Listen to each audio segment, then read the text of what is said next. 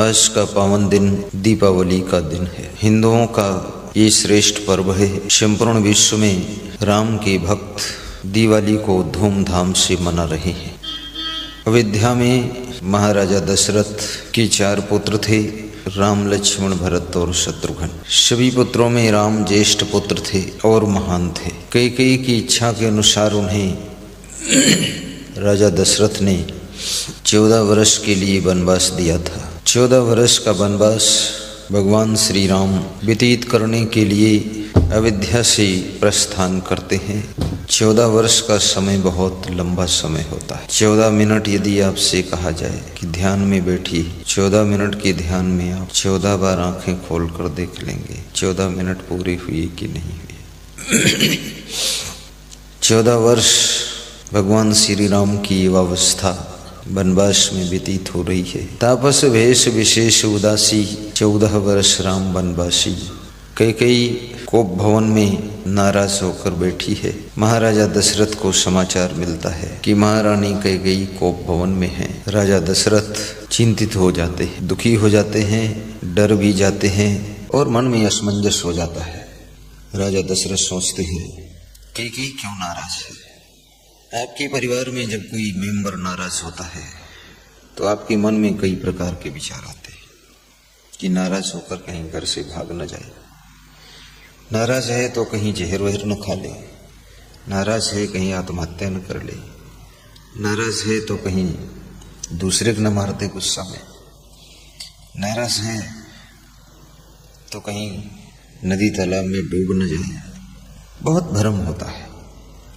कुछ लोगों का स्वभाव होता है छोटी छोटी बात में बहुत नाराज होते हैं और राजी कभी होते ही नहीं है, हमेशा नाराज ही रहते हैं। कितने पति पत्नी पूरी लंबी जिंदगी नाराजी में ही बीत गई है। जब से शादी हुई है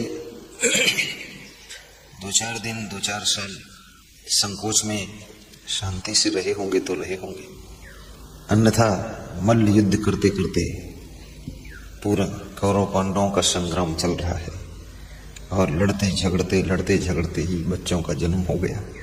लड़ते झगड़ते सब बच्चों का विवाह हो गया। लड़ते झगड़ते उलझते पुलझते बुढ़ापा आ गया और लड़ते झगड़ते बीमार होकर एक उसमें मर भी गया।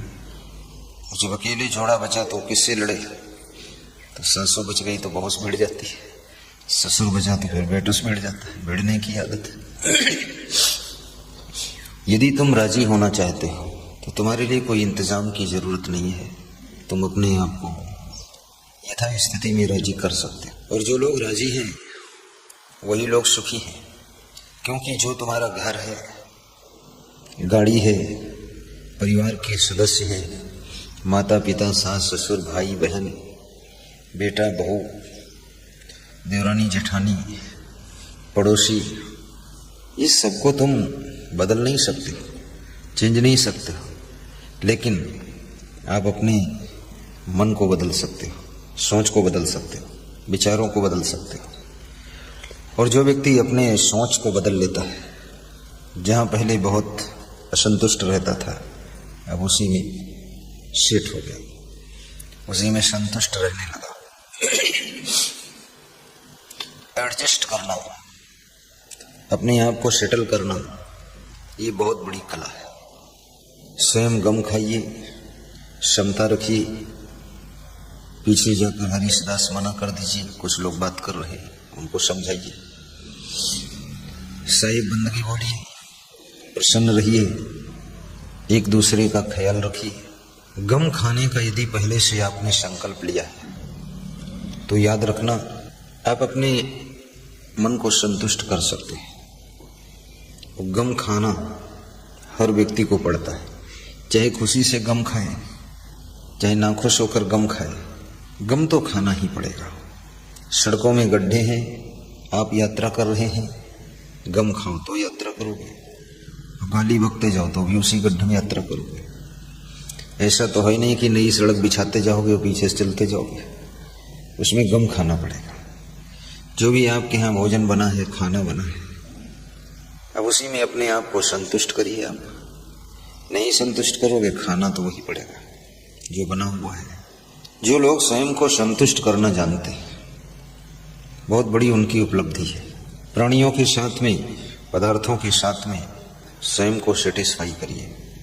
भगवान श्री राम को राजा दशरथ ने कैकेयी से मिलने के बाद कैकेयी के दुख को पूछा, कैकेयी तुझे क्या दुख है?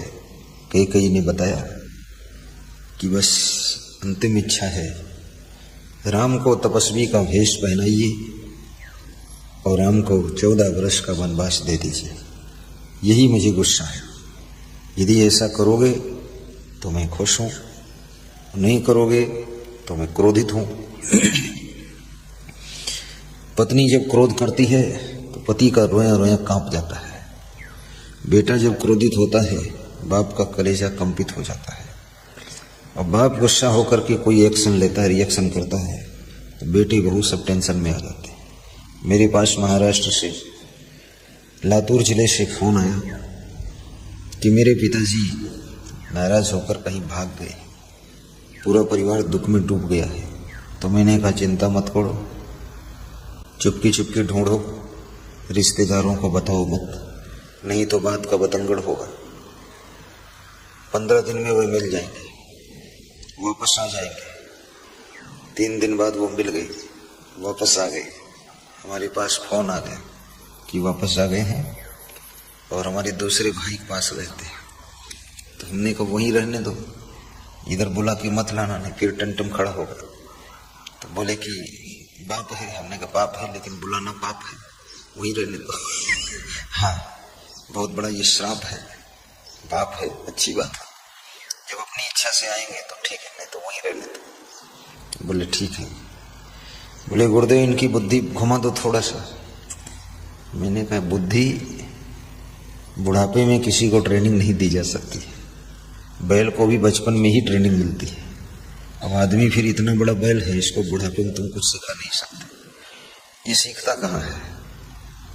सीखेगा आड़ में जब जाएगा तो फिर वैसा करेगा। ये तो बहुत बुद्धिमान प्राणी है, चालाक है। ये अंदर मन में सोचे रहता तुम हटो बस, तुरंत हम वही काम करेंगे जो करते थे। तुमको मूर्ख बना देगा और हाँ हूँ कर देगा तुम्हारे सामने। हाँ ठीक है, जो आप कहते वही ठीक है। तो मनुष्य को संभालना बहुत कठिन होता है, और जो लोग मनुष्य को संभालना जान गए वो जीवन में सफल भी बहुत होते हैं। कैकेयी को खुश करने के लिए राम को वनवास से राजा दशरथ देते हैं, और कैकेयी ने शर्त रखा था कि तपस्वी का भेष पहनाकर राम को जंगल भेजिए। देखिए, केवल जंगल भेजना एक बात है, लेकिन तपस्वी का भेष, तपस्वी यानी साधु संत का भेष, साधु संत जैसे कपड़े पहनाओ इनको। कैकेयी सोचती थी बच्चे हैं राम लक्ष्मण, अगर साधु संत जैसे कपड़े पहनेंगे तो वनवास में जाएंगे तो साधु संतों में ही बैठेंगे। यदि दुनियादारों के कपड़े पहनेंगे तो प्रपंचियों में बैठेंगे, तो गलत काम सीखेंगे और बिगड़ जाएंगे, तो 14 साल में चौपट होकर आएंगे। तो वनवास तो भेजो इनको, लेकिन चौपट होने से बचाओ। कपड़ों का बड़ा प्रभाव होता है। तुम किस तरह के कपड़े पहने हो उस तरह की ही संगत में बैठ पाओगे। अब साधु के भेष में तुम शराब की दुकान पर दारू खरीद कर पीने में शर्म लगेगी, तुम संकोच लगेगी, लेकिन पैंट शर्ट पहनकर बेधड़क तुम खरीद सकते हो, बेधड़क खरीद लोगे। साध्वी के कपड़े पहन करके वेश्यावृत्ति करने में शर्म लगेगी। क्यों? साध्वी हो, तिलक लगाए हो, तो आपको संकोच लगेगा। और संकोच भी मनुष्य को बहुत सी गलतियों से बचाता है। शर्म भी बहुत सी बुराइयों से आपकी रक्षा करती है। इसलिए आपके अंदर थोड़ी शर्म होनी चाहिए। हमारे आज के श्रोता हैं आयोजक यजमान भक्त श्री संतोष कुमार जी, इंग्लिश लेक्चरर। उनकी धर्मपत्नी श्रीमती संगीता देवी। आज वे अपने बेटे गोवर्धन गिरिराज, कुछ ऐसा नाम है, उसके जन्मदिन के उपलक्ष्य में दीपावली के महोत्सव में भंडारा, लंगर, अन्न क्षेत्र, सुखद सत्संग का प्रसारण करा रहे हैं, जो कि बिहार प्रदेश से है। डिस्ट्रिक्ट रोहितास सासाराम है, गांव बांक है। उनके यहाँ पधरौनी में 1 घंटे के लिए जा चुका हूँ। फैक्ट्री भी उनके पास है, वाइफ आंगनबाड़ी में सर्विस करती है, आंगनबाड़ी में। सेम इंग्लिश लेक्चरर हैं, बहुत मेहनत करते हैं और बता रहे थे कि फैक्ट्री से भी मैं 5% प्रॉफिट में से दान निकालता हूँ, आंगनबाड़ी में वाइफ है तो उसमें से भी % आपका दान करते हैं। तो 30,000 रुपये सब निकला है इतने दिनों में, तो आपके ट्रस्ट के अकाउंट में भेज दिया हूँ। कल वो बता रहे थे कि आपसे बात नहीं हो पाई, ये बात चुपके से बता देता हूँ, तुम सबको बता देना। तो मैं सबको बता देता हूँ। बड़ी श्रद्धा है उनकी। आज के मुख्य श्रोता वही है, लेकिन यहाँ नहीं बैठे, वो बिहार में ही अपने घर पर सुन रहे हैं। उनको व्यासवादी धन्यवाद दे रही है और पूरे यूट्यूब चैनल के श्रोताओं की ओर से उनका अभिनंदन किया जा रहा है। ताली बजा दीजिए। श्री अमर सिंह मुश्की फार्म से आज के विशेष श्रोता हैं। श्री जगीरा सिंह के वे भाई हैं। मैं उनसे कहूँगा, कुर्सी पर विराजमान हूँ, उनको बिठा लीजिए। अच्छा, तो मैं फिर सभी से कहूँगा कि वो बुजुर्ग हैं तो सब लोग उनके साथ नीचे ही बैठ जाएं, तो ज़्यादा अच्छा रहेगा। सेवाराम भी सब लोग उनके साथ नीचे ही बैठ जाएं, कुर्सियाँ छोड़ दें, त्याग कर दें सब लोग। हाँ, आगे बढ़ के बैठे। हाँ, चलिए ठीक है। बस बुजुर्ग का सम्मान बहुत महान है।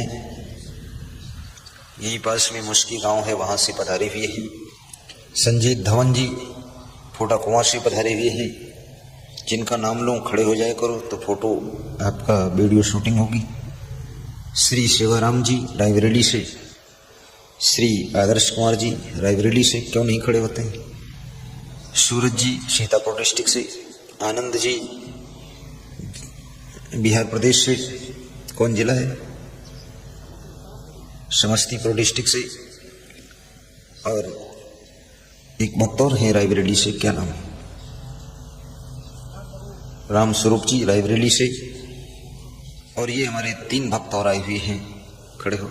सिधौली से, क्या नाम, श्री अभिषेक यादव जी। आज दीपावली महोत्सव में गुरु मंत्र लेने की इच्छा है, पेटी भर फल लाए हैं और पात्र भी लाए हैं, पुष्पमाला भी लाए हैं और मीठा भी लाए हैं, और गुरु दीक्षा आज लेने का विचार है। आज गुरु दीक्षा वी सत्संग के पश्चात में प्रदान की जाएगी। आशीर्वाद है। विराजिए, बैठिए। आप कहाँ से हैं? श्री जयकरण यादव जी सुल्तानपुर से। आप भी गुरु की सेवा के लिए चरण पादुका लाए हैं, और उनका बेटा है, और बेटा भी आया है, क्या नाम, प्रशांत जी। धन्यवाद, बैठिए। ये माताएं बहनें डिस्ट्रिक्ट रायबरेली और डिस्ट्रिक्ट बाराबंकी से पधारी हुई हैं। श्रीमती सावित्री देवी जी, हाथ जोड़ो, साहिब बंदगी बोलो। ये कमजोर बहुत हैं, बड़ी श्रद्धा है, इन्हीं की बात मैं बताता रहता हूँ। ये कहती रहती हैं कि हम बाबा कहे अपन जो देते तुम बताओ थे वहाँ दक्षिणा देते हो। इनकी बहुत आस्था है। और इनकी छोटी बहन चंद्रकांति देवी, आप भी हाथ जोड़ दो, साहिब बंदगी। ये रायबरेली से हैं। चंद्रकांति की बेटी सुमन देवी, और चंद्रकांति के गांव की भक्त हैं पूनम देवी मिश्रा। और कौन है, केसर खेड़ा से राजेश्वरी देवी, और रूप रानी देवी, केतकी देवी जी, ये सेवाराम की पत्नी है। इनका बेटा गुरुजी के, सही बोल रहा हूँ मैं, इनका बेटा बैंक मैनेजर हुआ है, गुरुजी के आशीर्वाद से बता रही हुआ है। तो गुरुजी के लिए कंबल और दक्षिणा भेजा है। और ये सुमन देवी को बैंक में सर्विस मिली है, और मॉस्क ने सबको सिल कर निःशुल्क वितरण किया, जिससे मोदी और योगी ने सम्मानित किया उनको।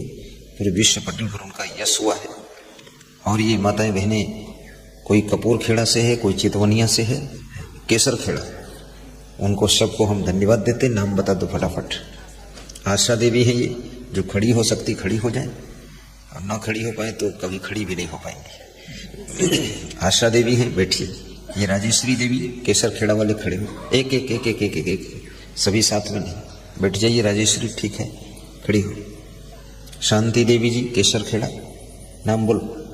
ज्ञानवती देवी केसर खेड़ा, कृष्णावती केसर खेड़ा, रूप रानी केसर खेड़ा, नाम बोलो। पार्वती जी केसर खेड़ा है, चितवनिया से सभी के नाम बोले जा चुके हैं। अब कोई दुखी ना होना, सबका नाम बोल दिया। साहिब बंदगी बोल। भगवान श्री राम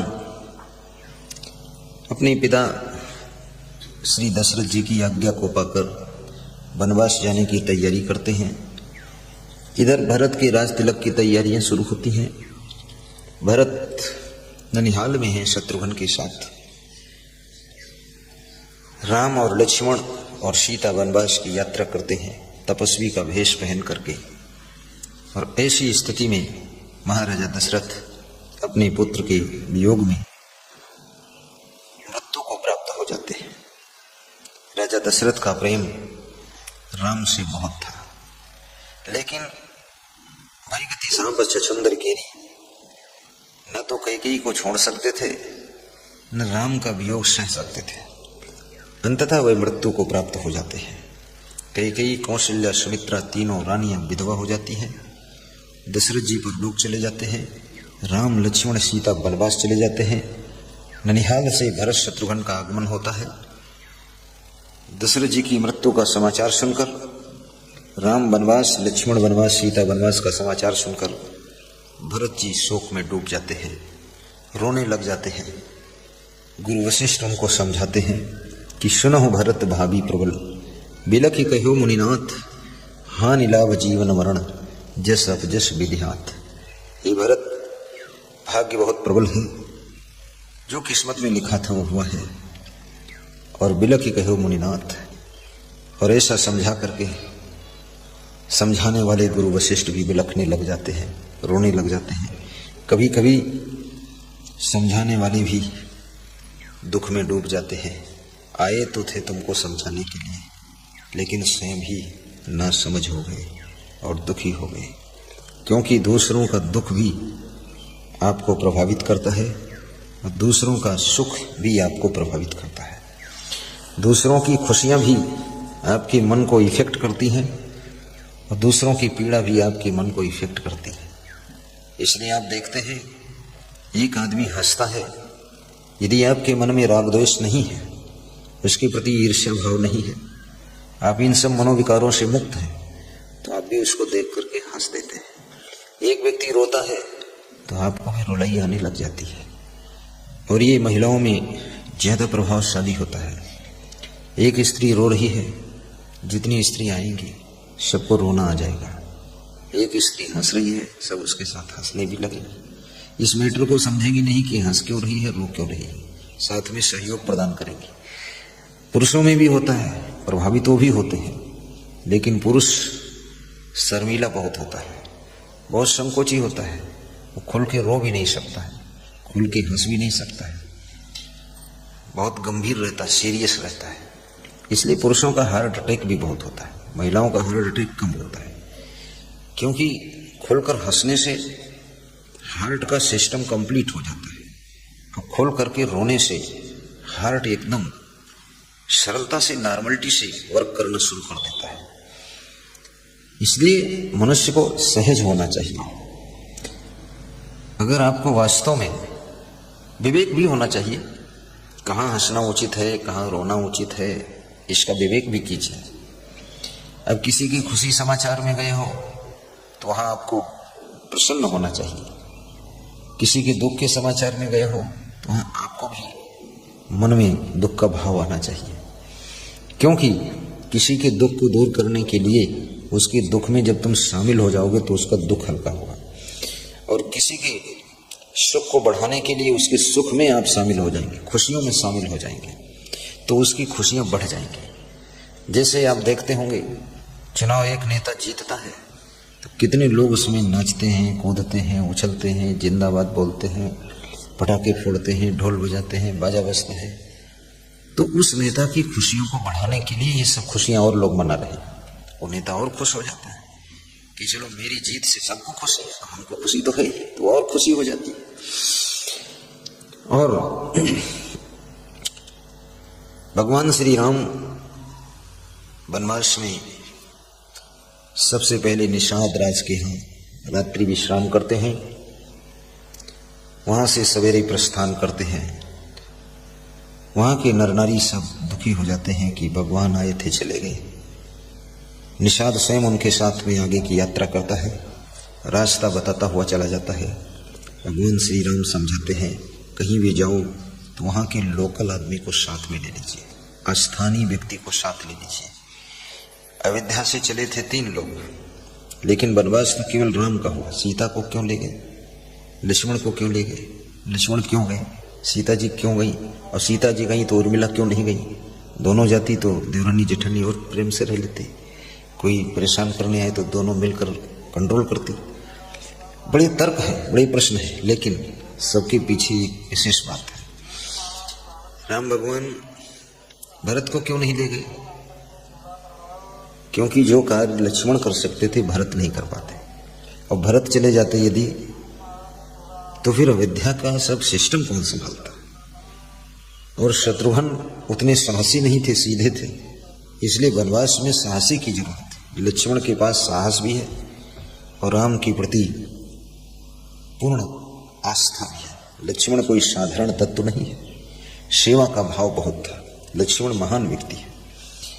और उर्मिला क्यों नहीं गई? लक्ष्मण की पत्नी, क्योंकि पत्नी के साथ में अलग से उसका प्रबंध करना पड़ता है, पत्नी का सिस्टम संभालना पड़ता है। तो सीता जी फिर क्यों गई? सीता जी इसलिए गई कि राम का कहना था कि मेरे ऊपर कोई उंगली भी ना उठा सके, हमें सबके यहाँ जाना पड़ेगा, तो अपनी वाइफ को साथ रखूंगा। और लक्ष्मण मेरा छोटा भाई, इसको फ्री रखूंगा, नहीं ये भी अपनी पत्नी के संभालने चक्कर में पड़ जाएगा तो आगे काम रुकेगा। तो इसकी वाइफ जो है यही रह जाए अयोध्या में, और उसको ले गए, क्योंकि सब कार्य को विवेक से करना चाहिए। अभी ले क्यों गए? क्योंकि कहीं भी कार्य कुछ करना हो हमेशा साथी ढूंढ दीजिए। अकेले आप जाएंगे कार्य में बाधा पड़ेगी और कार्य में सफलता मिलने में बहुत आपको मेहनत पड़ जाएगी। साथी होना चाहिए। तो लक्ष्मण को साथी बना लिया और सीता जी को जीवन साथी बनाए थे, उनको साथ में ले लिया। और सीता जी कहती थी तुम जाओगे, हमको नहीं ले जाओगे तो मैं मर जाऊंगी यहाँ। अब ये भी विचित्र बात है। अब कितने लोग मरेंगे? उधर दशरथ मर गए, ये भी मर जाएगी, जब मरीन जी है तो जिंदा कौन है? तो इसको लिए चलो, वहां जिंदा रहेगी, कोई बात नहीं। ये सब बहुत सिस्टमेटिक मामला था। और भगवान श्री राम ये भी सोचते थे यदि उर्मिला और सीता दोनों जाएंगी तो हो सकता है ये देवरानी जेठानी वहां जंगल में लड़ाई कर दें, क्योंकि देवरानी जेठानी में निपटता कम है। तो इनकी लड़ाई हम समझाएंगे, निपटाएंगे कि दूसरे काम करना वो करेंगे। इसलिए अकेली रहे, चाहे रोटी जैसे बनावे, चाहे बर्तन मांजे न मांजे, पर अकेले ठीक है। इनकी झारपिट में इनका फैसला करते रहेंगे।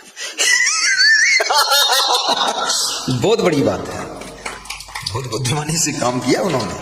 अब ये बुद्धिमानी तुम भी समझ लीजिए।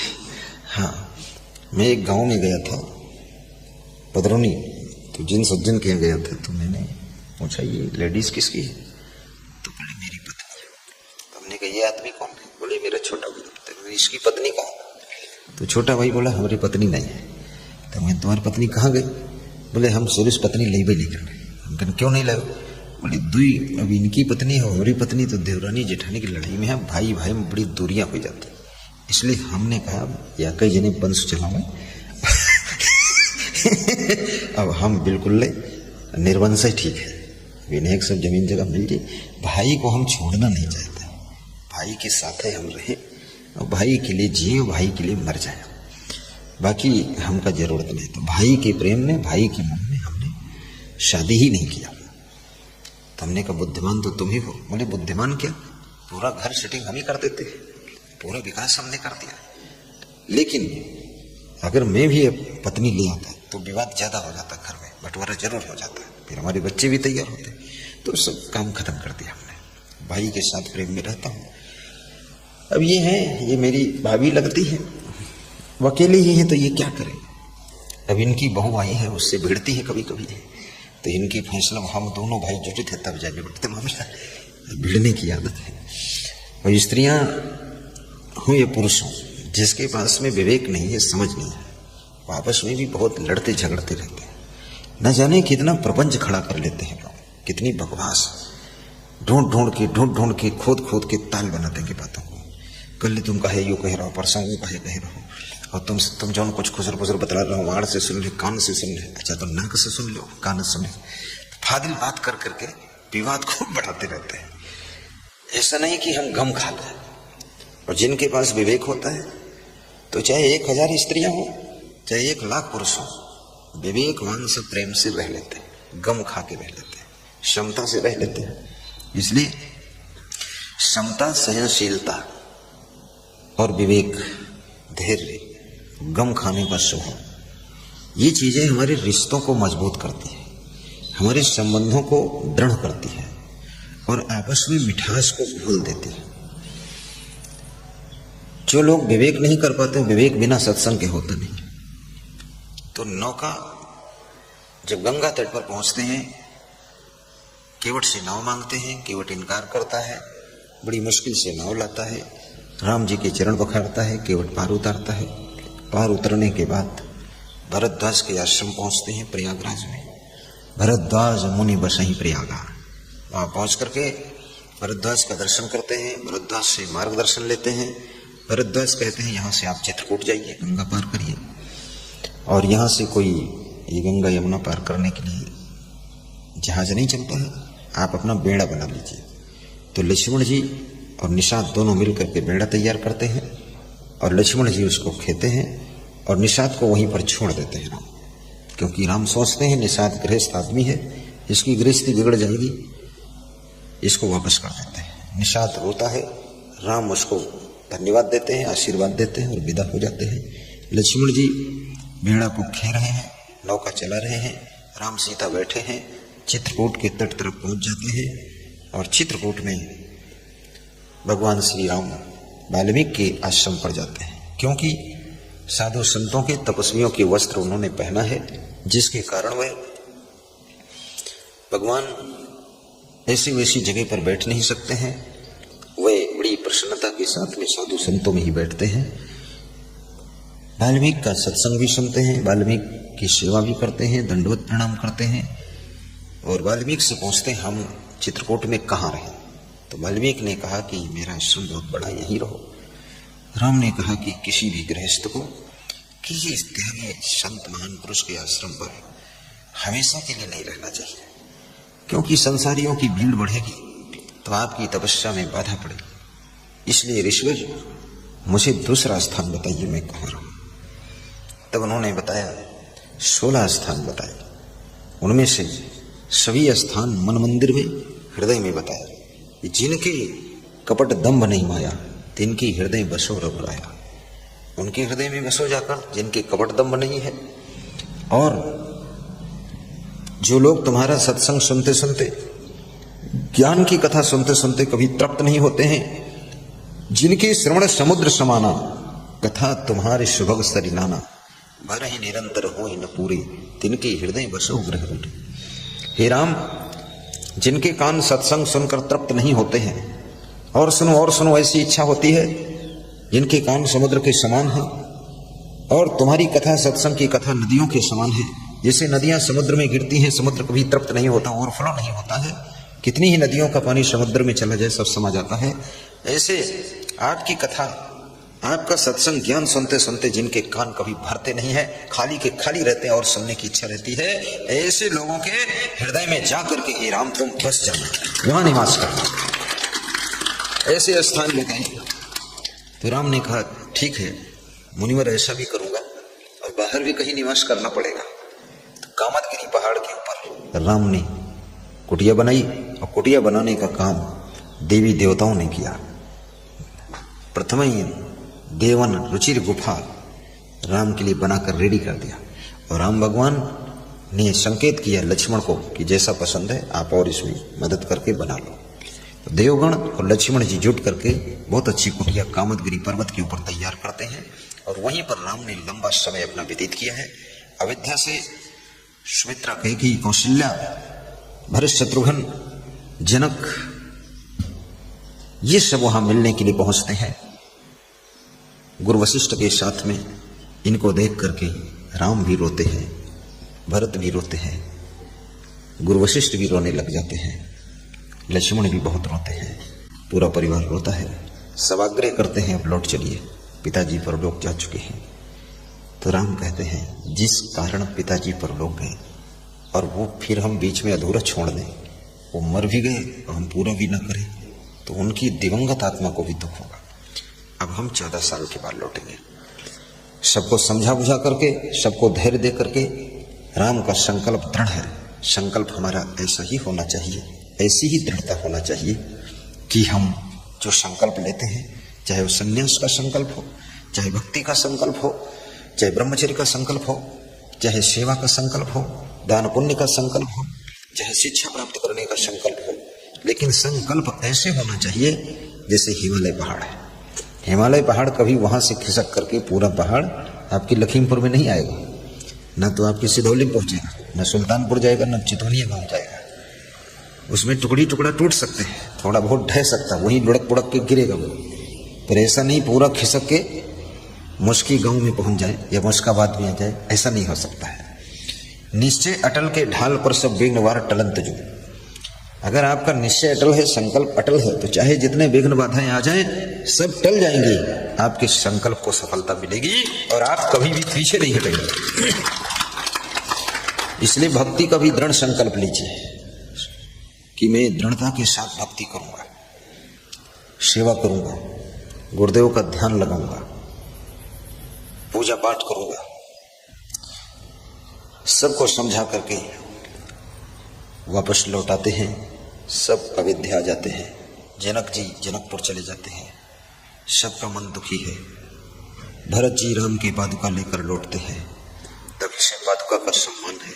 अभी मैं यहाँ आ रहा था, श्रीमती सावित्री देवी काजी खेड़ा वाली बोली कि चरण अपने नीचे रख दो, तो हमने कहा चलो रख देता हूँ। तो एक चरण रखा, बोले दूसरा भी रख दो, बोले अब फिर से अपने बात को पहन लो। और वहाँ चरण जहाँ स्पर्श कर गए फर्श पर, उसको हाथों से पहुँच के मस्तक में लगा दिया कि धोल तेरे चरणों की सदगुरु, चंदन और अबीर बनी। और जिसने लगाई निज मस्तक पर, उसकी तो तकदीर बनी, उसकी तो तकदीर बनी। सतगुरुदेव की जय। धूल तेरे चरणों की सदगुरु, चंदन और अबीर बनी। जिसने लगाई निज मस्तक पर, जिसने लगाई निज मस्तक पर, उसकी तो तकदीर बनी। जिसने लगाई निज मस्तक पर, उसकी तो तकदीर बनी। धूल तेरे चरणों की सदगुरु, चंदन और अबीर बनी, चंदन और अबीर बनी। बोलिए सदगुरु भगवान की जय।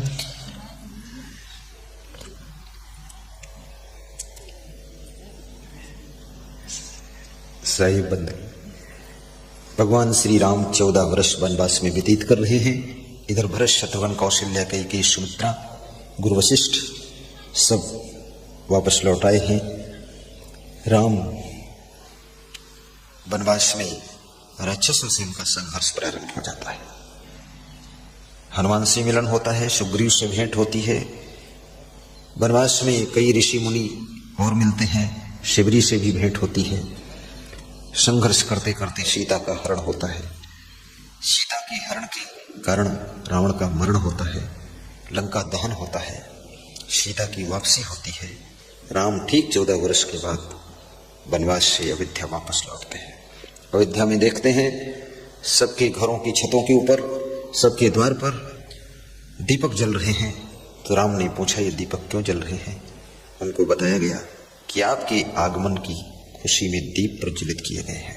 बस उसी समय से इस भारत देश में, हिंदुस्तान में और हिंदू धर्मावलंबियों के यहाँ और दीपावली का पर्व मनाया जाता है। दीपावली का पर्व मनाया जाता है।